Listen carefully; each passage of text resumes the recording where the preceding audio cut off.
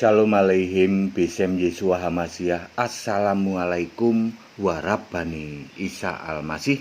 Salam sejahtera di dalam nama Tuhan Yesus Kristus. Bersama saya Pendeta Henry Tandianta BPS. Kali ini saya akan menjawab WA dari Pak Ismail ya. Dia nulis begini, Pak Pendeta, Nabi kami tidak buta huruf. Tolong Bapak luruskan ya, bahwa nabi kami itu tidak buta huruf. Nah, saya jawab, oh iya Pak, silahkan ya.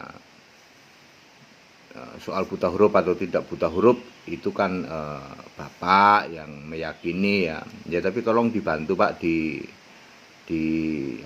diluruskan berita kesimpang siuran itu. Oh ya baik Pak, gitu jawaban saya. Jadi judul kita adalah penulis Alkitab pasti tidak buta huruf ya. Kalau nabi yang buta huruf ada nggak? Ada ya, Alkitab itu menulis loh. Nabi buta huruf itu ada loh. Setidak-tidaknya begini ya, jalan ceritanya begini. Nabi pertama di Alkitab itu siapa? Nabi pertama di Alkitab itu Abraham atau Abraham ya toh. Di Kejadian 20 ayat 7 itu Abraham itu disebut nabi. Tapi kenapa Abraham nggak nulis kitab? Ya, padahal dia juga punya kesaksian bertemu dengan Allah dan lain sebagainya. Terus berjalan terus sampai nanti era Musa. Kenapa baru Musa yang menulis Alkitab? Ya, padahal sebelum Musa ada nabi. Ya, toh? Karena Abraham, saya mengatakan baca tulisnya belum baku. Baca tulis belum baku. Artinya begini. Artinya mungkin sudah bisa berbicara dengan bahasa-bahasa isyarat. Tetapi kalau dituangkan dalam bahasa tulis belum baku. Ya, huruf-hurufnya masih belum baku dan lain sebagainya, maka belum dipilih oleh Yesus menjadi penulis kitab di dalam Alkitab. Barulah era Musa ini sudah bisa baca tulis. Ya. Habis Abraham, nanti kan Abraham, Ishak, Yakub, Yusuf di Mesir dan lain sebagainya. Mesir sudah ada lambang-lambang tulisan, tetapi mungkin bahasanya belum baku ya. Anda ingat di Mesir itu ada gambar, ada gambar garpu, ada gambar sekop dan lain sebagainya, masih bahasa-bahasa simbol. Barulah nanti era Musa itu sudah ada bahasa tulis. Jadi penulis Alkitab mutlak harus bisa bahasa tulis. Tidak boleh buta huruf. Ibrahim atau Abraham adalah seorang nabi tapi belum bisa baca tulis. Ya, sebut saja buta huruf. Ya. Makanya Ibrahim tidak dipilih oleh Allah untuk menjadi penulis pertama kitab di dalam Alkitab. Dipilihlah Musa. Musa ini sudah era baca tulis. Ya Pak, semua nabi di Alkitab setelah era Musa semua bisa baca tulis Pak. Contoh misalnya ya banyak lah ya, mulai dari Yunus, kemudian Elia, Elisa itu bisa baca tulis, dia bisa baca kitab gitu. Bisa Elia, Elisa, siapa, Nathan ya toh, Samuel, itu semua bisa baca tulis Pak ya. Semua nabi era setelah Musa tidak ada yang buta huruf. Nah ya, sebelum Musa misalnya Ibrahim sudah ditunjuk sebagai nabi, sudah dibilang nabi. Ibrahim itu nabi di Kejadian 20 ayat 7, tapi belum bisa baca tulis baku. Ya bisa bicara itu, bisa ngomong gini gitu, tapi secara baca tulis belum baku. Ya, jadi gitu Pak ya. Kalau di Alkitab ada Pak, ada nabi yang sebut saja buta huruf lah ya. Ada Pak, tapi tidak disuruh nulis kitab dan tidak diberi firman suruh nulis kitab, nggak ada Pak. Orang buta huruf kok, ini aku firman dari Allah, tulis, ayo baca. Lalu buta huruf kok suruh baca? Ya nggak bisa Pak ya. Tidak ada di Alkitab seperti itu. Tapi bahwa di Alkitab ada nabi yang buta huruf, betul. Saya menyebutnya buta huruf, ya boleh saja dibilang sebenarnya tidak buta huruf, tetapi karena bahasanya belum baku, maka belum dipilih oleh Allah untuk nulis Alkitab. Barulah era Musa, ya Pak.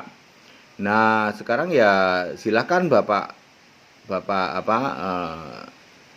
imani dan luruskan. Lah nabi Bapak setelah Musa apa enggak? Oh iya Pak, setelah Musa, jauh setelah Musa. Ya, 2500 2600 tahun setelah Musa, ya mestinya tidak buta huruf Pak. Masuk di era setelah Wong Musa saja sudah nggak buta huruf kok. Justru kami aneh kalau misalnya ada nabi setelah Musa kok buta huruf. Terus nabi ini dipilih oleh Allah untuk nulis kitab. Ini kan aneh Pak. Era setelah Musa itu sudah era nggak ada orang buta huruf. Ya kalau toh dia nggak belajar buta huruf bisa. Maksudnya orang-orang yang dipilih artinya itu sudah ada huruf baku ya loh. Nenekku buta huruf Pak. Karena apa? Karena memang tidak sekolah. Tapi apakah di waktu itu sudah ada bahasa baku? Ada. Udah ada, hanya gara-gara nggak sekolah jadi buta huruf. Nabi-nabi yang dipilih oleh Allah itu mutlak harus bisa baca tulis Pak setelah era Musa. Ya. Dan Nabi Bapak setelah era Musa nggak jauh Pak, 2500 tahun setelah era Musa. Ya mestinya nggak boleh buta huruf. Itu nggak mungkin ya toh Allah kok memilih nabi yang buta huruf, itu nggak mungkin Pak. Jadi benar kalau Bapak mengatakan nabi kami tidak buta huruf, mestinya benar. Mestinya ya toh.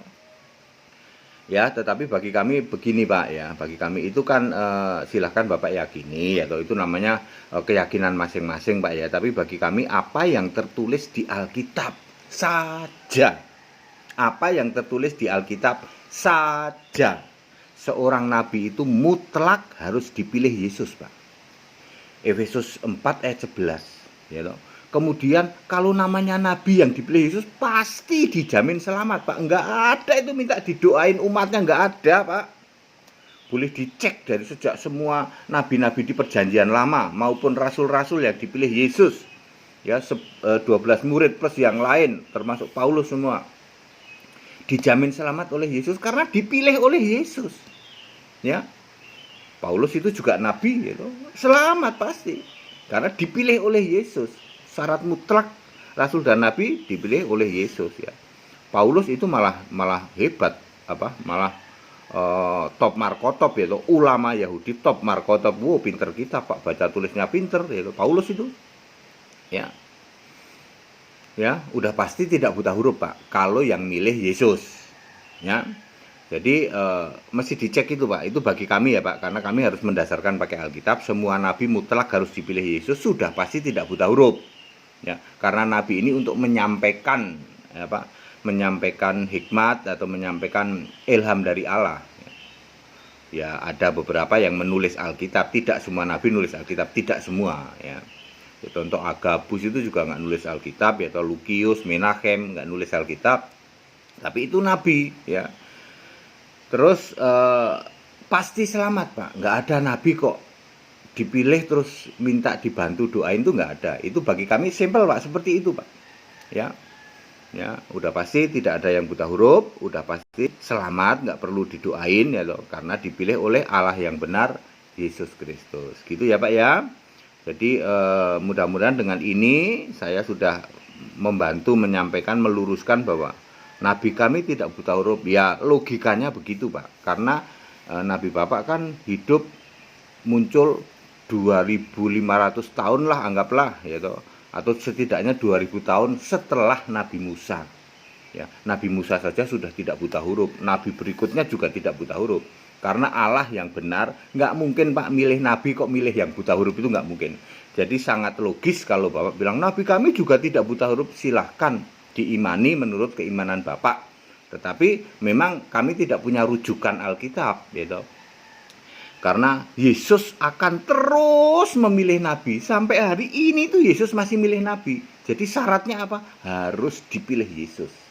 Dan tidak untuk mendirikan agama baru, tidak untuk mendirikan kitab baru, tetapi untuk apa? Untuk menggenapi ya, kitab-kitab yang belum terjadi. Contoh misalnya kitab Wahyu. Ya. Kenapa saya Pendeta Hendy Tandianta beritanya selalu kembali ke Alkitab?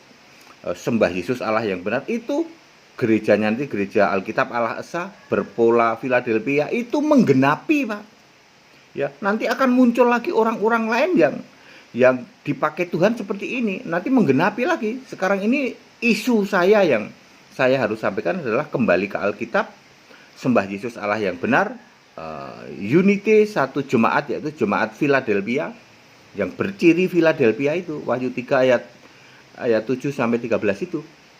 Ya. Itu ya Pak siapa? Pak Ismail ya. Jadi silahkan, karena kita ini Indonesia, kita Pancasila diyakini masing-masing. Ya, kami tidak pernah mengatakan bahwa Nabi Anda buta huruf, enggak. Nabi kan itu urusan masing-masing ya, apalagi kalau secara empiris sih, kalau setelah Musa ya pasti bisa baca tulis, Pak. Justru aneh kalau ada Allah kok nunjuk nabi, nabinya nggak bisa baca tulis, itu malah aneh, Pak. Ya, kalau dulu, zaman dulu di Alkitab ada, yaitu Abraham, itu tidak bisa baca tulis atau belum baku.